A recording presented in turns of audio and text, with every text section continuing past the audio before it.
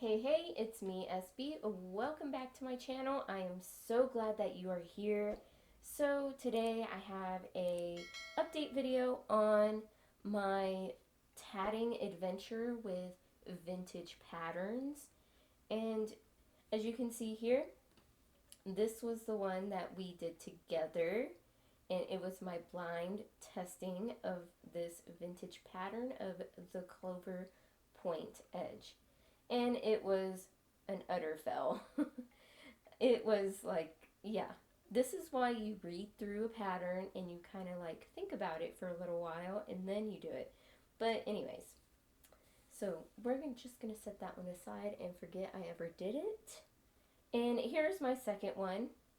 I fudged up again and I forgot to do the three little rings that go in the middle, but I did better that time, considering I kind of messed up still, but I still got something pretty out of it, I think.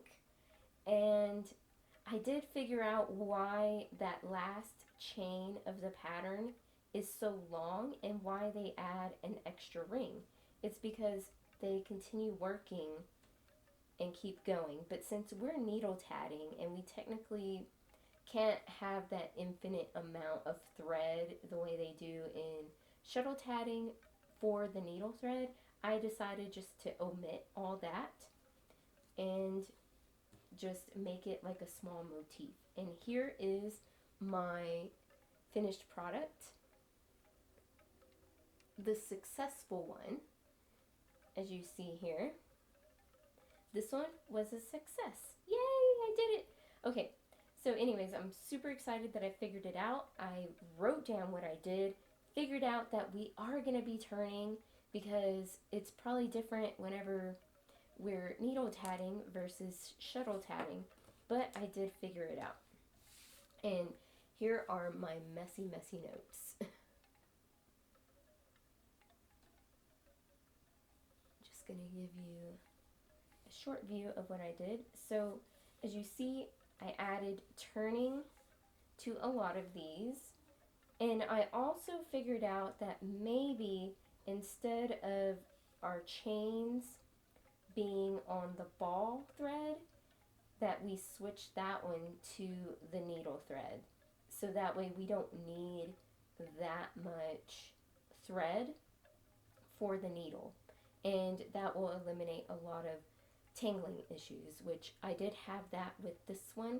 I did, however, did not have to attach any new thread because I did have enough for the needle.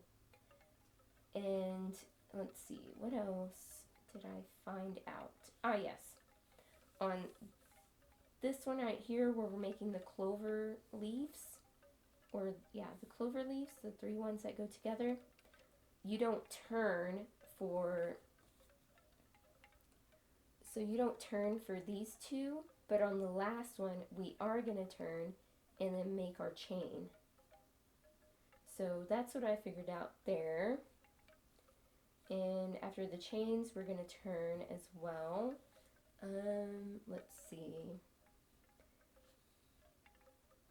Yep, that's what I figured out here. And on this one here, this is getting close to the end, and this is our last little ring that we do, which I believe it is this one here. I was holding it the wrong way. It's this one here. We're not going to turn on this ring. Wait, yeah, we're not going to turn on this ring. We're just going to continue working our chain, attaching it to our very first long chain that we made, and just making one picot and then 6, and then attaching it to that ring right there, which I think it's actually going this way like this. So when we finish our work, we're actually going to be like this, working this way because of all the turns that we've done, and then we're going to just thread it and go through. I am going to post a separate video dedicated to the finished pattern.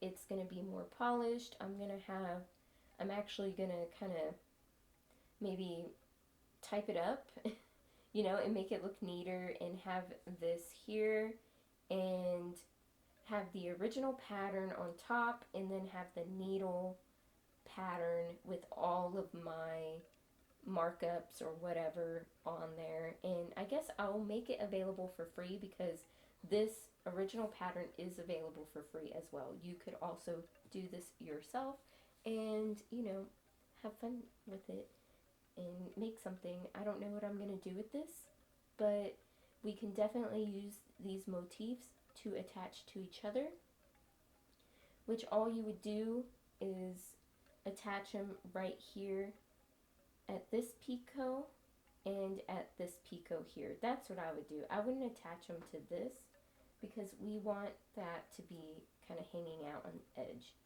And it's the same thing on this side. You would just attach it to this picot here and this picot here. I might try that, make another one on camera, and it will be the polished version. And we will get together and do that in the next video. So this is video 2 for my vintage crochet, or I was going to say crochet, because I was thinking about doing vintage patterns for crochet. But anyways, for my vintage needle tatting series, which technically this is shuttle tatting, but we are going to be adapting a lot of vintage patterns to needle tatting.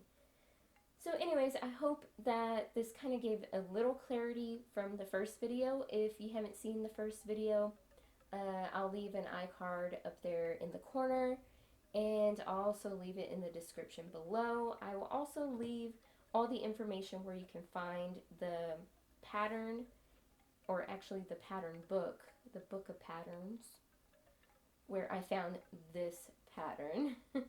Anyways, I always tend to like ramble. You would think I would learn by now to make a script or something so I don't ramble, but you know what? I'm just gonna be me.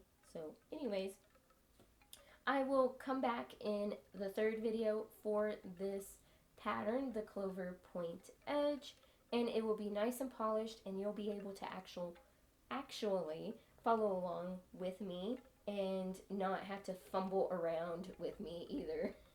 So yes, go watch the first video, see me struggle, come back, watch the third video when it comes out. I'll try to remember to leave it in the description below so that way you can click on it when it's live. And yeah, let's keep on crafting, everybody, and I'll catch you on the next video. Don't forget to hit that like button. Leave a comment below if you have any questions. I will try to answer them. And yeah, okay. I'll see you on the next video. Bye.